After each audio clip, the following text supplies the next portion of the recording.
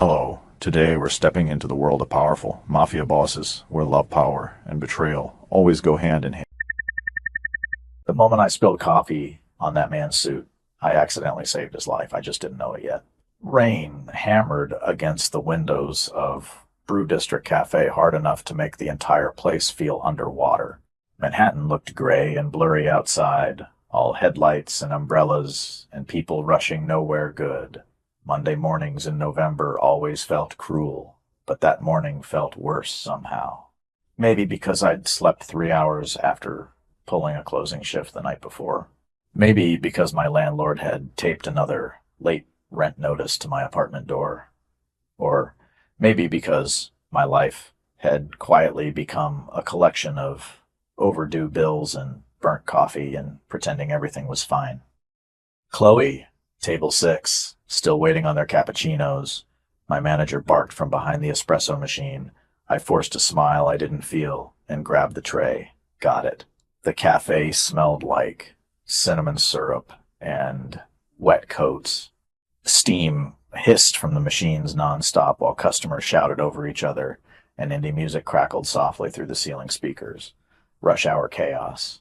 My apron already had coffee stains on it, my ponytail was falling apart, and my hands shook slightly from too much caffeine and not enough food.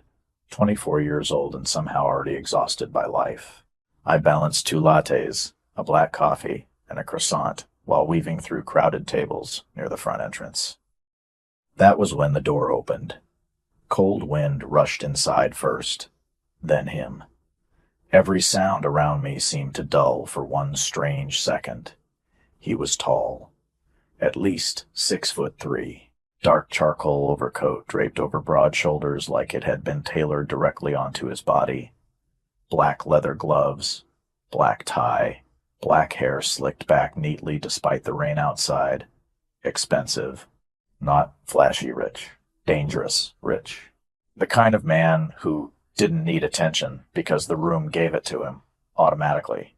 People moved out of his path without realizing they were doing it. He walked beside 2 men, wearing dark suits and earpieces, but somehow he still looked like the most dangerous thing in the room. I should have looked away. Instead, I stared. And because fate apparently enjoys humiliating me personally, I slammed directly into him. The tray tilted instantly. Hot coffee exploded across the front of his white dress shirt beneath the overcoat. The black coffee splashed across his tie and sleeve while the ceramic cup shattered against the marble floor. Gasps erupted around us. "Oh my God," I whispered. "Oh my God, I'm so sorry." My heart stopped, completely stopped.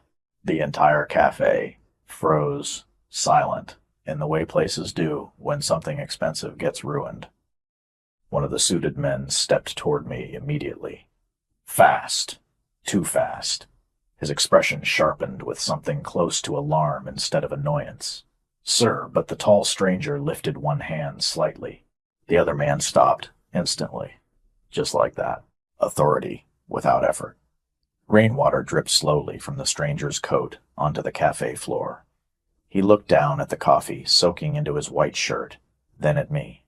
And, I forgot how breathing worked for a second. His eyes were dark gray. Not cold, exactly.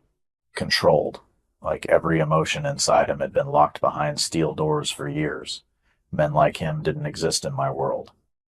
They belonged in private clubs and penthouses and headlines about billion-dollar companies, not standing in front of a broke barista shaking apart over a ruined shirt.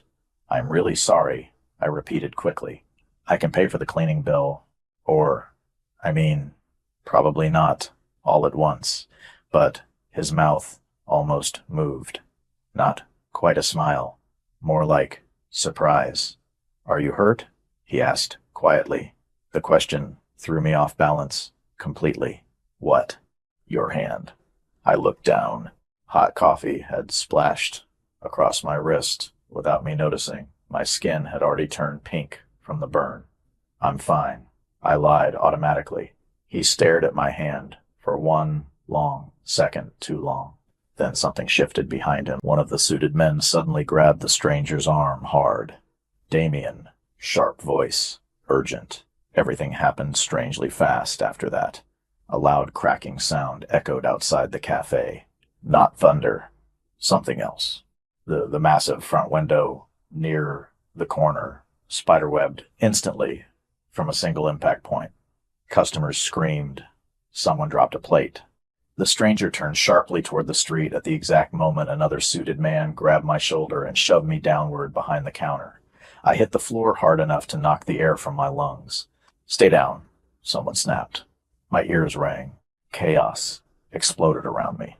Chairs scraping, people shouting. One woman crying near the back of the cafe. I looked up just enough to see the tall stranger standing perfectly still near the shattered window while his men scanned the street outside. He didn't look afraid. He looked angry, controlled anger, the kind that made everyone else nervous automatically. Then his eyes found mine again across the chaos, locked onto me like he'd forgotten everyone else existed for one impossible second. "Sir, we need to move," one of the guards said urgently. Damien, that was his name. Damien looked at me one final time before adjusting the ruined cuff of his shirt slowly. Coffee stains spread across the white fabric mixed with something darker near his shoulder. At first I thought it was rainwater. Then I realized it wasn't. Blood. Not much, just enough to make my stomach tighten. He noticed me noticing, and somehow that felt worse. "Interesting timing," he murmured quietly. I wasn't even sure the words were meant for me. Then he turned and disappeared into the rain with his men surrounding him instantly. Black SUVs pulled up outside seconds later like ghosts materializing from the storm. The cafe remained silent long after they left. My manager looked pale. Customers whispered nervously while staring at the shattered window, and I stood there, shaking, beside broken ceramic pieces with burnt fingers and coffee soaking my shoes, unable to stop thinking about the blood on Damien's shirt, because deep down, beneath the confusion and adrenaline and fear, one horrible thought kept repeating itself inside my head. I didn't think the coffee spill had been an accident anymore. The cafe closed 2 hours early after the window shattered. Apparently customers stopped wanting oat milk lattes once they thought someone might start shooting through glass. Funny how that worked. I spent the next hour wiping coffee grounds off counters while police officers questioned everyone who had been inside during the incident. They called it possible vandalism. One officer suggested a construction tool from a nearby building might have hit the glass. Nobody believed that, especially not me, because I remembered the exact expression on Damien Moretti's face when the window cracked behind him. He had not looked surprised. He had looked irritated, like someone had interrupted a meeting. "You okay?" my coworker, Melissa, asked quietly, while stacking chairs onto tables. "You look pale." I forced a shrug. "Just tired." That was easier than explaining the strange feeling still crawling beneath my skin. Easier than admitting I could still hear Damien's voice in my head. "Are you hurt?" Not anger, not threats, concern. Men who looked like him were not supposed to notice burns on waitresses. Melissa lowered her voice. "Do you know who that guy was?" I shook my head automatically, even though I had already searched his name during my break. Big mistake. Damien Moretti, 32. CEO of Moretti Holdings. Real estate, shipping, private investment firms. Photos of him leaving charity galas in Manhattan beside politicians and celebrities. Photos of black SUVs. Headlines about power and money and rumors. Nobody wrote directly. Nothing illegal. Nothing provable. But every article carried the same strange undertone. Fear, dressed up as admiration. "Marco said the cops knew him," Melissa whispered. "Like really knew him." I zipped my hoodie tighter around myself. Outside, rain still soaked the streets in silver reflections, while sirens echoed somewhere downtown. "People like that always know cops," I muttered. But my mind kept drifting back to the blood near Damien's shoulder. Small stain, controlled expression, his men reacting instantly. Something about the entire thing felt wrong. like I had accidentally stepped into the middle of a movie nobody warned me about. By the time I finally clocked out, it was almost midnight. The subway platform smelled like wet concrete and old smoke. Exhaustion settled into my bones while I waited for the downtown train beside strangers, avoiding eye contact under fluorescent lights. Typical New York survival mode. I leaned against a support beam and checked my phone. 3 missed calls from my landlord. 1 overdue tuition reminder, and 1 unknown number with no voicemail. Perfect. The train screeched into the station 2 minutes later. I took a seat near the back corner and rested my forehead against the cold window while Manhattan blurred past in streaks of neon and rain. Somewhere around Canal Street, I noticed the man watching me. Dark jacket, baseball cap pulled low, sitting 2 cars ahead. Maybe it meant nothing. Maybe I was paranoid after the cafe incident, but every time I looked up, he seemed to already be looking at me. My stomach tightened. When the train stopped at J Street, I got off early instead of riding to my usual stop. The man stood too. Adrenaline hit me instantly, fast and ugly. He exited the train behind me while commuters rushed around us toward the stairs. Do not panic. Do not panic.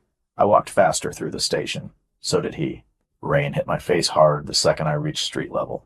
Brooklyn at midnight looked colder than Manhattan, somehow. Quieter. I crossed the street quickly without waiting for the light. Tires splashed water across the curb, while horns echoed behind me. Footsteps followed. Not running. Steady. Controlled. I reached into my pocket for pepper spray. I never actually remembered to replace after using it last year on a drunk guy outside my building. Empty pocket. Great. Just great. I turned sharply down the side street near my apartment building. The footsteps stopped. Completely. Silence settled behind me except for rain. I looked back. Nobody there. My chest rose too fast while I scanned the sidewalk under flickering streetlights.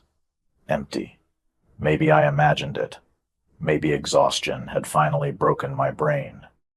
I laughed nervously at myself while climbing the steps toward my building entrance. Then I saw it. A black SUV parked across the street. Engine running, headlights off. My blood turned cold instantly. The windows were tinted too dark to see inside. Expensive vehicle. Clean. Quiet. Watching. Every survival instinct I had started screaming. I hurried inside my building and locked the lobby door behind me harder than necessary. The elevator was broken again, which meant 5 flights of stairs, while my heart tried to punch through my ribs. By the time I reached apartment 5B, my hands shook badly enough that I dropped my keys twice. Come on, I whispered under my breath. Come on. The door finally opened. Tiny studio apartment, peeling paint, tiny kitchen, familiar safety. I locked the door immediately and pressed my back against it while catching my breath. Rain tapped softly against the fire escape outside the window. Silence filled the apartment, except for the ancient radiator clanking near the bed. I told myself I was overreacting. Rich people owned black SUVs. New York was full of weird men on subways. Nobody was following me. Nobody cared about me enough to follow me. Then my phone buzzed. Unknown number. My pulse spiked instantly. I stared at the screen for 3 full seconds before answering. Hello. Silence. Soft static. Then a man's voice. Calm. Deep controlled. Do not leave your apartment tonight, Chloe. Every muscle in my body locked. Who is this? Another pause. Rain crackled faintly through the phone line. Lock your windows. The voice continued quietly. And do not answer the door for anyone except me. The line disconnected. I stood frozen in the middle of my apartment, staring at the dark screen while my heartbeat thundered in my ears. Then headlights swept slowly across my window from the street below. And for the first time that night, I realized I was genuinely afraid. Fear changes the sound of an apartment. That was the first thing I realized after the phone call. Every noise suddenly meant something. The radiator knocking beside the window sounded like footsteps. Pipes groaning behind the walls sounded like whispers. Even the rain outside felt heavier somehow, like the city itself knew something I did not. I checked the lock on my apartment door 3 times in 10 minutes. Then I dragged the cheap kitchen chair beneath the doorknob like that would somehow stop anyone determined enough to get inside. My studio apartment suddenly felt painfully small. One room, one window facing the alley, one fire escape, rusted enough to collapse if somebody breathed on it too hard. Not exactly a fortress. My phone sat on the counter beside me while I stared at the unknown number in my recent calls list. No name, no location, nothing useful. I should have called the police. Rational people would have called the police. But what exactly was I supposed to say? A mysterious rich man with beautiful, terrifying eyes warned me not to leave my apartment after somebody cracked a cafe window this morning. They would think I was insane. Or worse, dramatic. Outside, headlights moved slowly across my curtains again. I froze immediately. The black SUV was still there. Same spot across the street. Engine idling quietly beneath the rain. Watching. Waiting. I swallowed hard and stepped away from the window. Do not panic. My mother used to say panic made people stupid. Unfortunately, I was beginning to feel extremely stupid already. I grabbed the baseball bat I kept beside my bed after my ex-boyfriend tried breaking into my apartment last year. Aluminum. Lightweight. Probably useless against actual criminals. But it made me feel slightly less helpless. Midnight passed slowly. 1:08, 1:23, 1:47. Sleep was impossible. I sat curled against the edge of my couch, wearing an oversized sweatshirt, while Netflix played untouched in the background, just to make the apartment feel less empty. Around 2:15 in the morning, the SUV finally drove away. Relief hit me so hard my eyes nearly watered. See, nothing happened. Nobody was coming for me. Maybe Damien's warning had been some weird, overprotective billionaire nonsense. Maybe the SUV belonged to somebody else entirely. Maybe I could still wake up tomorrow and laugh about all this with Melissa over burnt espresso shots. Then somebody knocked on my apartment door. 3 slow knocks. Calm. Precise. My entire body locked instantly. Not possible. Nobody came to my apartment at 2 in the morning, unless something terrible happened. Another knock. I tightened my grip on the baseball bat while stepping silently toward the door. Who is it? My voice came out smaller than I wanted. Silence answered first, then his voice. Open the door, Chloe. My pulse crashed into overdrive immediately. Damien. Deep. Controlled. Impossible to mistake. I should not have opened the door. Every survival instinct screamed against it. But somehow, his voice frightened me less than the silence outside had. I unlocked the deadbolt carefully while keeping the chain latched. The door opened 2 inches, and suddenly the hallway felt too small for him. Damien Moretti stood beneath the flickering apartment light, still wearing that dark overcoat from earlier, rainwater glistening across his shoulders. His tie was gone now. The top buttons of his white dress shirt hung open, slightly near the collar. The coffee stain remained faintly visible across the fabric. So did the blood, more than before. Not dramatic. Just enough to make my stomach tighten again. Behind him stood one of the men from the cafe. Broad shoulders, black suit, expression carved from stone. You should not have answered the phone, Damien said quietly. I blinked. What? The number was not secure anymore. Confusion tangled with fear inside my chest. You called me. Yes. His eyes moved briefly past me into the apartment, assessing exits, windows, space, every movement calm and practiced. Then somebody else intercepted the call. The hallway suddenly felt colder. I do not understand what is happening. I know. He sounded almost tired when he said it. Rain tapped softly against the building windows while silence stretched between us. Up close, Damien looked different than he had in the cafe. Less polished, more dangerous, somehow. like the expensive businessman image had started slipping at the edges. I noticed faint bruising near his knuckles, a thin cut near his jawline, tiny details impossible to see earlier. Human details. You are bleeding, I said before thinking.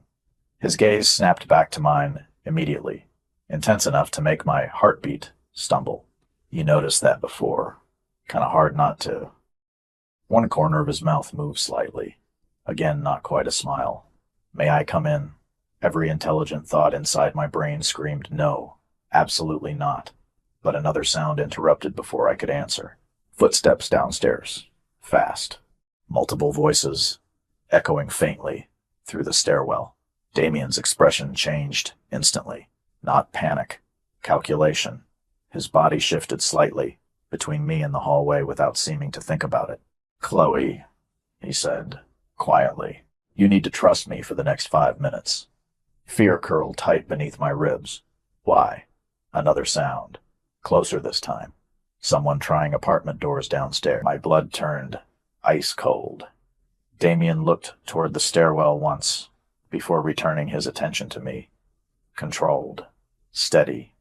Dangerous. Because whoever is coming upstairs right now believes you are connected to me. The words landed like falling concrete. What? And if they find you alone, he said softly, this night becomes much worse for both of us. Then the lights in the hallway went out. Darkness changes people. That was the second thing I learned that night. The moment the hallway lights died, the entire building seemed to inhale sharply around us. Somewhere downstairs, a door slammed hard enough to rattle the pipes inside the walls. Then silence. Heavy silence. The kind that made your imagination cruel. I stared at Damien through the narrow opening in my apartment door while my heartbeat crashed violently against my ribs. Rainwater glistened across the sharp line of his jaw. Calm eyes.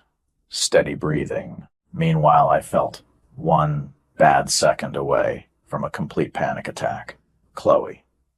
His voice stayed low, controlled. Open the door fully. Absolutely not. One corner of his mouth twitched slightly, despite the situation. Fair response. More footsteps echoed downstairs. Closer this time, somebody moving quickly up the stairwell. Instinctively, I tightened my grip on the baseball bat hidden behind my leg. Damien noticed immediately. Of course he did. Men like him noticed everything. If you intended to hit me with that, he murmured quietly, you should have done it before opening the door. I almost laughed from pure nerves. You are not helping. Another sound interrupted us. Voices downstairs, male, muffled. One sentence floated upward clearly enough to freeze my blood. 5th floor. Damien's expression hardened instantly. Not fear, decision. Open the door now. Something in his tone cut straight through my panic. Sharp, absolute. Before my brain fully caught up, I unlatched the chain and pulled the door open wider. Damien stepped inside immediately, while the large man behind him stayed in the hallway near the stairwell. The apartment suddenly felt even smaller, with Damien standing inside it. Too tall, too composed, too dangerous for peeling wallpaper and thrift store furniture. His eyes swept across the room once in a quick, efficient scan. Bed, kitchenette, fire escape window, bathroom, exits, vulnerabilities. Then he looked at me, put shoes on. What? You are leaving. No. The answer came automatically. I am not going anywhere with you. You no longer have a choice. Anger flashed hot through my fear. You cannot just show up in my apartment at 2 a.m. and start giving orders. Actually, he said, calmly, that is exactly what I am doing. Somewhere downstairs, metal clanged loudly against the stair railing. Closer now. Damien reached into his coat pocket and pulled out a phone. Marco. Quiet voice. Controlled urgency. Rear alley in 90 seconds. A pause while someone answered. No police. He hung up and looked at me again. Chloe. How do you even know where I live? I had your address. within 20 minutes of leaving the cafe. Honest, direct. Somehow worse than lying. That is insane. That is precaution. Normal people do not investigate baristas. I am not normal people. Fair point, unfortunately. Another sound echoed outside the apartment door. Slow footsteps now. 5th floor. My stomach dropped hard. Damien moved instantly toward the window near the fire escape. Smooth. Efficient. Every motion practiced enough to terrify me more. Grab your coat. I am not climbing out a window with a stranger. I am not a stranger anymore. His gaze met mine directly. And if you stay here tonight, somebody else reaches you first. Fear curled tighter around my lungs. The hallway outside had gone completely silent now. Somehow that felt worse. Damien crossed the apartment in 3 long strides and stopped directly in front of me. Too close suddenly. His voice lowered slightly. Listen carefully. This situation is not your fault, but somebody believes you interrupted an attempt on my life this morning. My breath caught, painfully. The cafe. Yes, that was not vandalism. No, he said it simply. No drama, no hesitation, just truth. Rain tapped softly against the fire escape outside, while my entire world tilted sideways. Why would anyone think I was involved? Because your timing was impossible. I spilled coffee. Exactly. Another knock hit the apartment door suddenly. Loud, sharp. I jumped violently. Damien did not even flinch. Miss Bennett, a male voice called calmly from outside. Building security. Damien's eyes darkened instantly. Your building does not have security, he said quietly. Terror shot straight through me. Another knock. Miss Bennett, we just need to ask a few questions about. Earlier today, the voice sounded friendly. That somehow made it worse. Damien stepped backward toward the window, slowly, without taking his eyes off the door. Coat. Now. I moved automatically this time. Fear, finally overpowering stubbornness. My fingers shook badly while grabbing my sneakers and oversized jacket from beside the couch. The knocking came again. More impatient now. Miss Bennett? Damien opened the fire escape window carefully. Cold, rain, and city noise rushed instantly into the apartment. You climb first, he said. I stared at the narrow metal staircase, disappearing into darkness below. I hate heights. Tonight is full of disappointments. The doorknob rattled hard. Once, twice, somebody trying the lock. Panic exploded through my chest. Damien stepped closer immediately. Chloe. Calm voice again, steady enough to cut through my spiraling thoughts. Look at me. I did. Those dark gray eyes locked onto mine with terrifying focus. You are going to climb down exactly 1 flight. Marco will meet you in the alley below. And you? Another hard rattle against the apartment door. Damien glanced toward it briefly before looking back at me. I need to delay. The simplicity of the statement chilled me more than the rain pouring through the window. Damien, go. Not shouted, not harsh, absolute. Behind us, wood cracked softly near the doorframe. My pulse nearly stopped. Damien stepped aside toward the apartment entrance while loosening the cuffs of his ruined white shirt with calm, deliberate movements that made my fear spike even higher. Then he looked at me one final time beside the open fire escape window. Trust me enough to survive the next 10 minutes, he said quietly. After that, you can hate me all you want. Then the apartment door burst inward. The sound of my apartment door breaking open followed me onto the fire escape like a gunshot inside my chest. Rain hit my face instantly, cold enough to steal my breath while my sneakers slipped against wet metal stairs. Somewhere behind me, voices exploded inside the apartment. Male voices, angry, sharp. I did not look back. Every instinct screamed to run.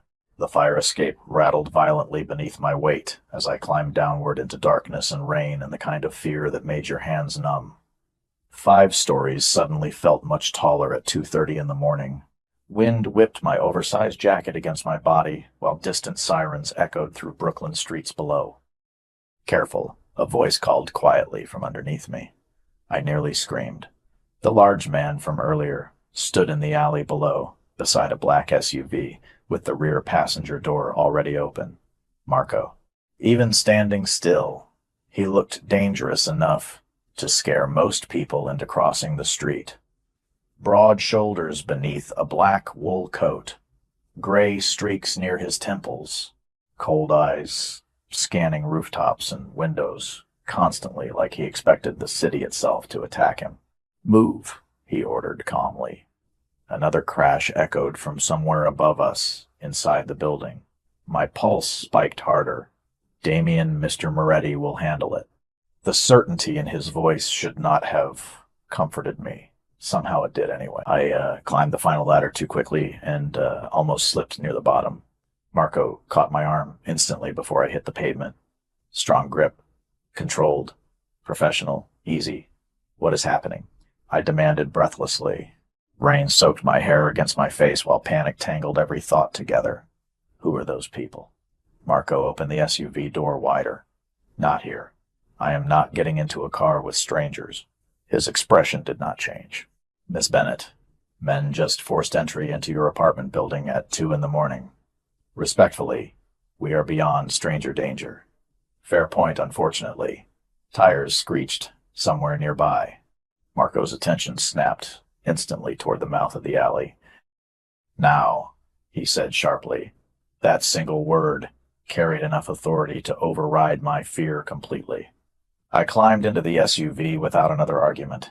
The interior smelled like leather and expensive cologne.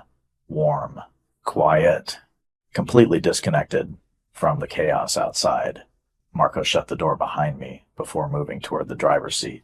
Seconds later, the vehicle pulled away from the alley smoothly just as 2 dark sedans turned onto the street behind us. Were they following us? I asked immediately. Marco checked the side mirror once. Probably. Probably, you will discover very quickly that certainty is rare in our world. Our world. The phrase twisted uncomfortably inside my chest. Rain streaked across the tinted windows while Brooklyn blurred past outside in silver reflections and red brake lights. My entire life suddenly felt very far away. The cafe, my tiny apartment, late rent notices. Those things belong to another version of me from maybe 6 hours ago. Where is Damien? Marco's eyes flicked toward me briefly in the rearview mirror. Handling a complication. That does not answer my question. No, he agreed, calmly. It does not. Frustration flared through my fear. You people speak in riddles constantly. Do you know how insane this feels for me? Yes. His answer came immediate. Honest. Then explain something. My voice shook, despite my effort to control it. Why are people suddenly trying to find me? Marco stayed silent long enough that I thought he might ignore the question completely. Finally, he sighed quietly. Because this morning somebody attempted to eliminate Damien Moretti in broad daylight. My stomach tightened hard. And they think I was involved? No. Then why am I running through alleys in the rain? Because you interrupted the timing. He paused slightly. That made you visible. Visible. The word settled heavily inside the SUV. I spilled coffee. You changed the exact second. Damien stopped walking. Marco's voice remained calm. Matter of fact. 1 second matters.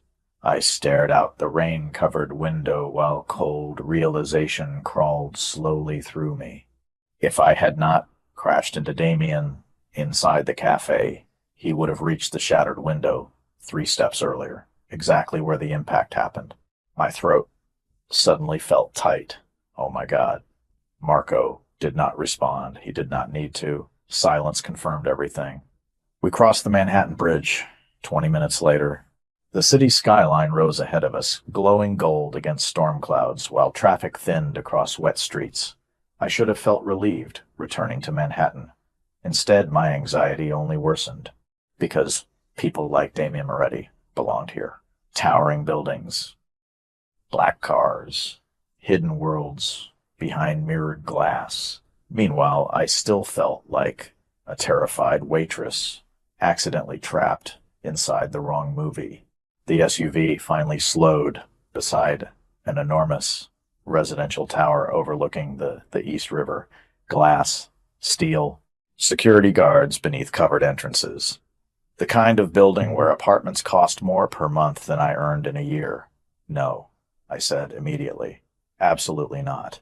Marco parked smoothly beneath the awning while rain hammered against the roof overhead.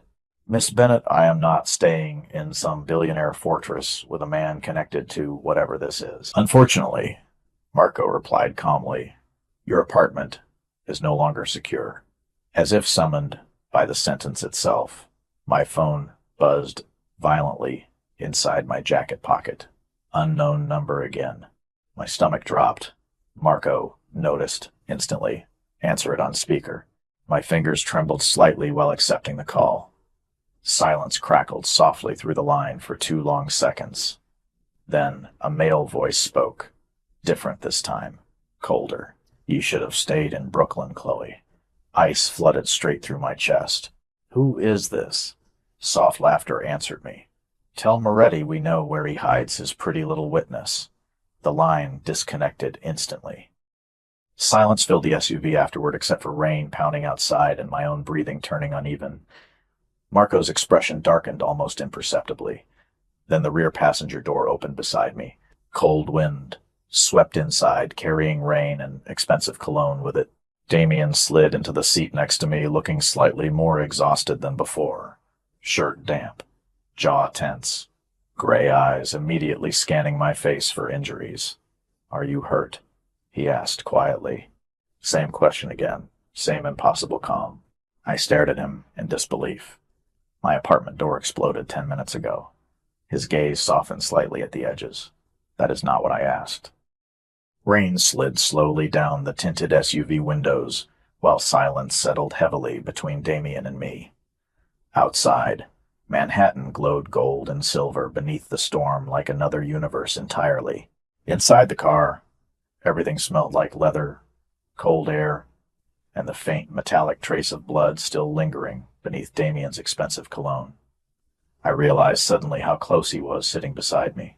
Not touching, never careless enough for that, but close enough that I could see the exhaustion beneath his calm expression for the first time.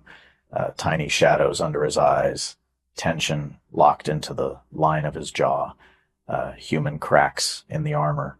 You are not answering the question, I said quietly. Damien loosened the cuff of his damp white shirt slightly before looking at me again. Neither are you. What? You are shaking. I looked down immediately. My hands trembled against my lap hard enough to embarrass me. Adrenaline, exhaustion, fear, probably all three. That tends to happen after strangers break into your apartment. Damien's gaze held mine steadily. You are safe now. The certainty in his voice should not have affected me the way it did. But something inside me loosened anyway, just slightly. Dangerous mistake. Marco stepped out of the SUV first and spoke briefly with 2 security guards beneath the building awning before nodding toward Damien. The massive glass doors opened immediately. Wealth recognized wealth. Power recognized power even faster. Damien turned toward me. Come inside. I still do not understand why this is happening. I know. That answer is getting old. For the first time all night, something resembling amusement flickered briefly across his face. Quick, barely visible, gone almost immediately. And he stepped out into the rain before I could answer. I should have stayed inside the SUV. Any sane person would have demanded police protection instead of following a man connected to armed strangers and shattered windows. But another memory surfaced immediately. The voice on the phone. Pretty little witness. Fear moved faster than logic. I climbed out after him. The building lobby looked like something from a movie. Black marble floors reflecting chandelier light. Floor-to-ceiling windows overlooking the river. Fresh white orchids placed near the front desk that probably cost more than my monthly grocery budget. Security personnel dressed in dark suits instead of uniforms. Quiet luxury. The kind designed for people who never worried about money a single day in their lives. Meanwhile, my soaked sneakers squeaked against polished marble, while my hoodie smelled like subway rain and pen. I suddenly felt painfully out of place. Damien noticed instantly. Of course he did.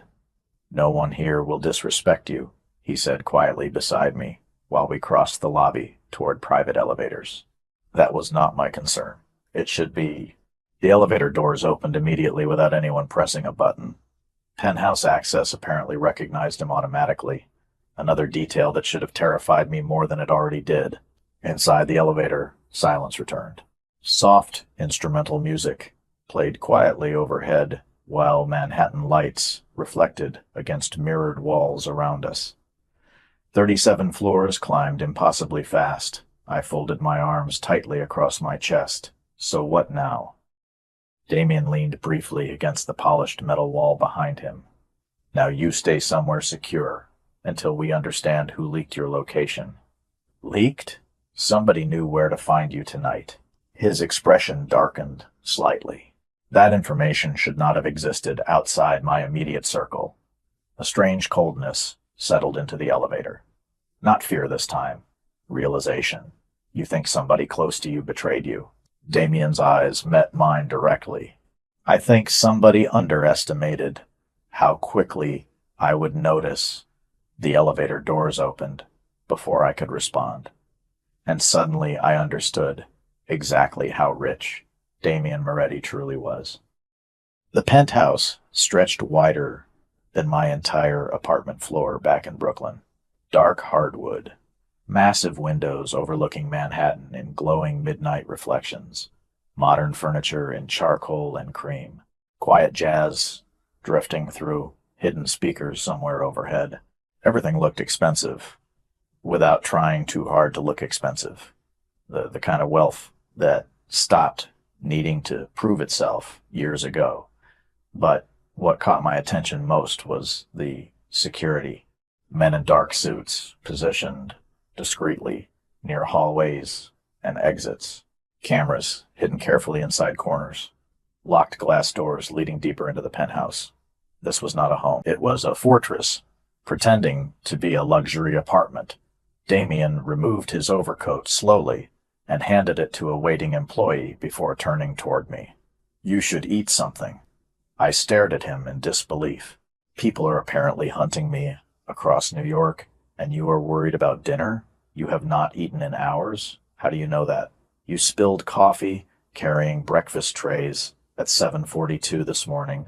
Calm answer. Precise. You never finished your shift before leaving the cafe. I blinked at him. That is deeply unsettling. Probably. Another tiny, almost smile. Again, gone too quickly. One of the security men approached quietly. Sir. Damien's expression shifted immediately back into cold focus. What is it? The team finished sweeping Miss Bennett's apartment building. The man hesitated briefly before continuing. They found surveillance equipment across the alley rooftop. My stomach dropped instantly. Surveillance. Damien looked toward me slowly. You were being watched long before tonight. Cold fear slid straight down my spine. Why? That, Damien said quietly, is what concerns me. Silence stretched heavily between us. Rain streaked across the massive penthouse windows behind him while the city glowed endlessly below. Somewhere far beneath this building, normal people still lived normal lives. People worrying about subway delays and overdue bills and tomorrow morning's coffee order. Meanwhile, I stood barefoot on marble floors beside one of the most dangerous men in New York while strangers tracked my apartment through surveillance equipment. Nothing about my life made sense anymore. Damien studied my face for one long, quiet second before speaking again. There is a guest room prepared for you. You already prepared one? I prepare for most outcomes. That sounds exhausting. It is. The honesty in his voice surprised me enough to look at him again. Really look at him. Not the expensive suit, not the dangerous reputation. The man himself. Tired eyes, controlled breathing. Blood still faintly visible near the shoulder of his ruined white shirt, from where somebody had tried to kill him less than 20 hours earlier. And somehow, despite everything, the only thing he had asked me all night was whether I was hurt. Damien noticed me staring. What? he asked quietly. I swallowed once before, answering honestly. I cannot decide if you are the reason my life is falling apart, I admitted softly, or the only reason I am still alive. Damien did not answer my question immediately. He just looked at me across the soft golden light of the penthouse, while rain moved slowly down the massive windows behind him.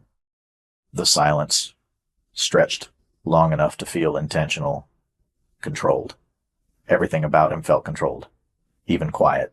Finally, he stepped closer, not enough to invade my space, just enough that his voice no longer needed volume. Probably both, he said softly. The honesty hit harder than reassurance would have. Before I could respond, another man entered from the hallway, carrying a small medical case. Mid-50s, maybe. Gray hair. Calm expression. Sir, he said quietly. Damien barely looked away from me. Later, the shoulder needs stitches. My eyes snapped immediately toward the dark stain near Damien's shirt again. Stitches. Somehow hearing the word made everything more real. Damien exhaled once through his nose like a man already exhausted by the conversation. 5 minutes, Victor. The older man nodded respectfully before disappearing again down the hallway. I stared at Damien in disbelief. You were just going to ignore that? It is not serious. You are bleeding through your shirt. That tends to happen. I folded my arms tighter across myself. You are unbelievably calm for someone who almost died this morning. Damien studied me carefully for one long second. And you are surprisingly composed for someone whose apartment was compromised tonight. Fair point again. I hated when he did that. Made my arguments sound emotional, while his sounded logical. The worst part was he usually seemed right. A woman appeared quietly beside us, carrying folded clothes and a towel. Early 40s. Elegant black dress. Kind eyes. Miss Bennett, she said warmly. I am Sophia. I prepared the guest suite for you. Guest suite. My entire apartment probably fit inside one of the closets here. Sophia offered me the folded clothes gently. Soft gray sweatpants. Oversized cream sweater. Thank you, I murmured automatically. Damien's gaze shifted briefly toward the towel in Sophia's arms. And tea, he added calmly. Chamomile. I blinked at him. How do you know I drink chamomile tea? You ordered it every Tuesday and Thursday during your evening shifts. Silence. Complete silence. I stared at him while my brain attempted to process that sentence. You have been watching me. Damien did not deny it. Not personally. That is somehow not comforting. Sophia looked very carefully at the floor while hiding what might have been amusement. Damien remained completely serious. You were connected to an active threat assessment involving your apartment complex before the cafe. Yes. Cold confusion twisted through me immediately. What does that mean? Damien's jaw tightened slightly. First real hesitation I had seen from him all night. It means this situation did not begin by accident. My pulse slowed strangely instead of speeding up, like fear had finally reached a level too large for panic. Explain. Not tonight. Anger flared instantly. You do not get to drag me into this nightmare and then refuse to answer questions. Something dangerous flickered briefly behind his eyes, then disappeared, just as quickly. Not anger at me. Something else. Restraint, maybe. You are exhausted, he said quietly, and frightened. Obviously, I am frightened. Then sleep first. I do not think I can sleep in a penthouse full of armed men. One corner of his mouth moved faintly again. Most people sleep better here. Most people are probably not hiding from mystery stalkers. Damien stepped slightly closer, close enough now that I caught the faint scent of rain still lingering on his shirt beneath the expensive cologne. No one enters this floor without my permission, he said quietly. No one reaches you tonight. The certainty in his voice settled into the room like gravity itself. Terrifying. Comforting. Both at once. I hated that combination. Sophia cleared her throat softly. Miss Bennett, let me show you the room. I followed her down the hallway, mostly because my body had finally reached complete exhaustion. The penthouse seemed endless. Dark artwork, quiet lighting, security cameras hidden discreetly near corners. Every detail beautiful and intimidating at the same time. Sophia opened a door near the end of the hall, and I stopped dead immediately. The guest room was larger than my apartment. King-size bed, fireplace, floor-to-ceiling windows overlooking the river, marble bathroom glowing softly beneath warm lights. Somewhere along the way, my life had apparently turned into a billionaire hostage situation. There are fresh toiletries inside the bathroom, Sophia said gently, and security remains outside this hallway all night. That sentence should not be reassuring. Her smile softened slightly. Mr. Moretti has many flaws. Interesting wording. But failing to protect people under his care is not one of them. Under his care, the phrase lingered strangely in my chest after she left. I closed the bedroom door slowly behind me and finally allowed myself one full breath. Silence filled the room, except for distant rain against glass. The soft bed looked unreal compared to my ancient mattress back in Brooklyn, my apartment. The thought hit, suddenly and painfully. Everything I owned was still there. My sketchbooks, my laptop, photos of my parents, tiny ordinary pieces of my normal life, now sitting behind a broken apartment door somewhere across the city. Emotion tightened unexpectedly in my throat. I sat carefully at the edge of the bed while staring out at Manhattan lights below. 24 hours ago, my biggest problem had been late rent and surviving another double shift at the cafe. Now, armed men guarded a hallway outside my bedroom, while one of the most dangerous men in New York somehow knew my tea order by heart. A quiet knock interrupted my spiraling thoughts. I stiffened immediately. Who is it? Damien. Of course it was. I crossed the room carefully and opened the door halfway. Damien stood there alone now, wearing a fresh black dress shirt rolled slightly at the sleeves. The blood was gone. So was the tie. Somehow he looked even more dangerous without it. Less businessman, more something else entirely. His gray eyes moved briefly across my face like he was checking for signs of panic. Sophia said, "You have not eaten."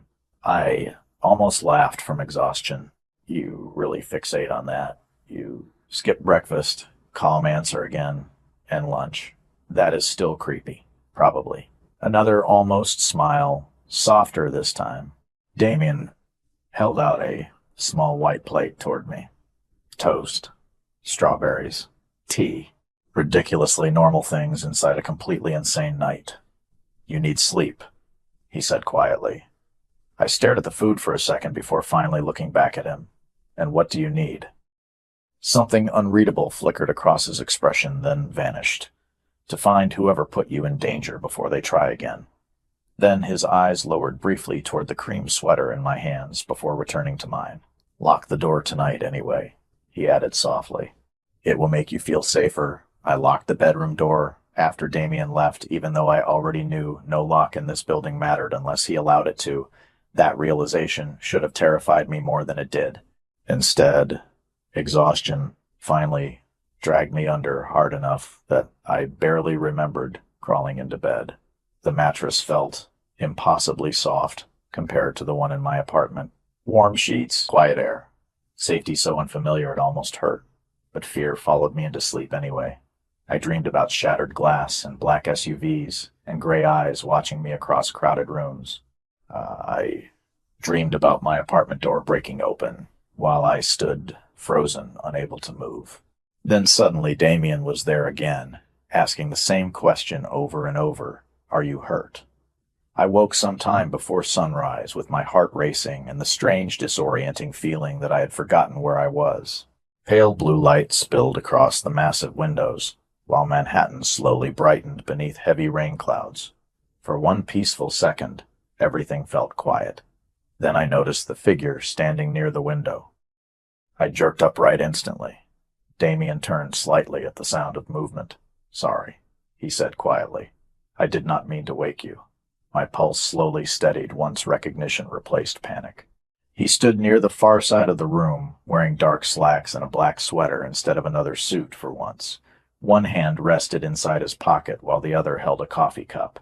Somehow he still looked intimidating enough to make the entire room feel smaller.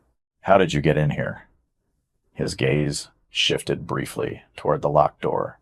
"You locked it incorrectly." I stared at him in disbelief. That is the least comforting sentence anyone has ever said to me. Something softer flickered briefly through his expression. "Noted." Rain moved slowly down the windows behind him, while silence settled between us again. I became painfully aware that I was sitting in his bed, wearing his expensive guest clothes, with tangled hair and zero dignity left. What time is it? 6:15. In the morning? That is generally when 6:15 occurs. I narrowed my eyes at him. "Do you ever sleep?" Damien took a slow sip of coffee before answering. "Rarely." Somehow that answer felt honest, in a way most of his words carefully avoided. I rubbed exhaustion from my face while glancing toward the skyline outside. "Why are you in my room at dawn? Your apartment building made the news." Instantly awake now. "What?" Damien crossed the room slowly and handed me a tablet from the nearby desk. A local news station filled the screen. My building appeared behind bright yellow police tape while reporters spoke dramatically into microphones about a possible gas explosion investigation. Gas explosion. I stared at the damaged fifth-floor windows visible behind the reporter. My windows, my apartment. That was not a gas explosion. No. Damien's voice remained calm. But it is the explanation currently being provided publicly. My stomach tightened hard. People could have been hurt. The building was evacuated before the damage spread. Because of you? He held my gaze steadily. Yes. I looked back at the screen again while cold realization settled deeper inside me. My old life was disappearing piece by piece behind carefully controlled headlines. My things are still there. Damien remained quiet for a second. Some of them. What does that mean? Another hesitation. Tiny. Barely visible. The apartment itself is now evidence. Fear crawled back immediately. Evidence of what? Someone searched it thoroughly after you left. I swallowed hard. Looking for what? That, Damien said quietly, is what concerns me. Frustration flashed instantly through my chest. You keep saying things like that instead of giving actual answers, because actual answers become dangerous very quickly.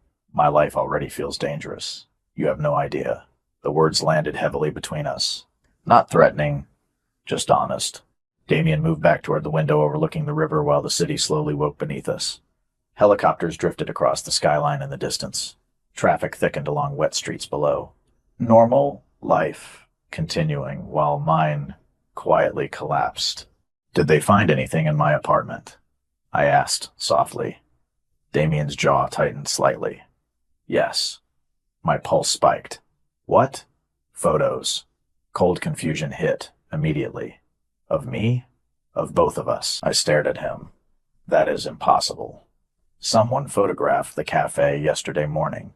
He turned toward me again slowly. "And someone else placed surveillance equipment across from your building before last night." My mind struggled desperately to connect pieces that refused to fit together. Why would anyone care about me before I met you? Damien's expression darkened slightly at the question. "That," he repeated quietly, "is exactly what I intend to discover." Silence filled the room again, except for rain tapping softly against glass. I realized suddenly that Damien looked exhausted too. Not physically exactly, something deeper. The kind of exhaustion carried by people who spent too long surviving instead of living. "Did you stay awake all night?" I asked before thinking. His eyes shifted back toward me. "Mostly because of me?" Another pause. "Because whoever organized this situation understood details they should not have known, meaning meaning someone close to me is talking. The temperature in the room seemed to drop slightly after that sentence. I looked at him carefully then. Really carefully. Powerful men in movies always looked invincible. Damien did not. Dangerous, yes. Controlled, absolutely. But not invincible. There was tension hidden beneath every calm movement now. Distrust behind his eyes. You do not know who to trust, I realized quietly. His gaze locked onto mine immediately. Sharp. Intense. Honest. Very few people. Something about that answer hurt unexpectedly.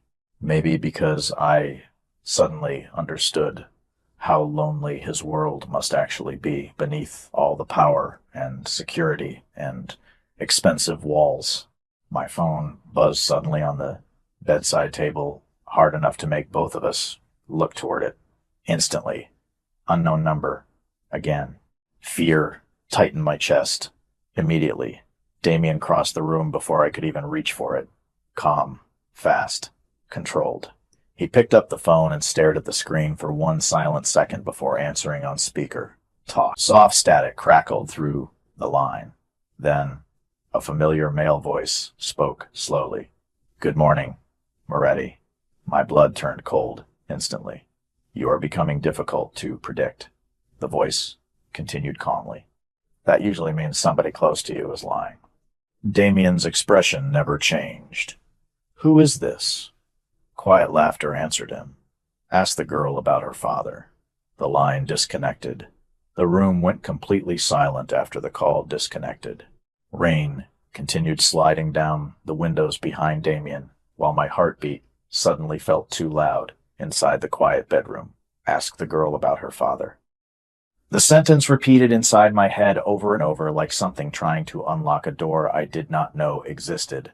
Damien lowered the phone slowly without taking his eyes off the dark screen.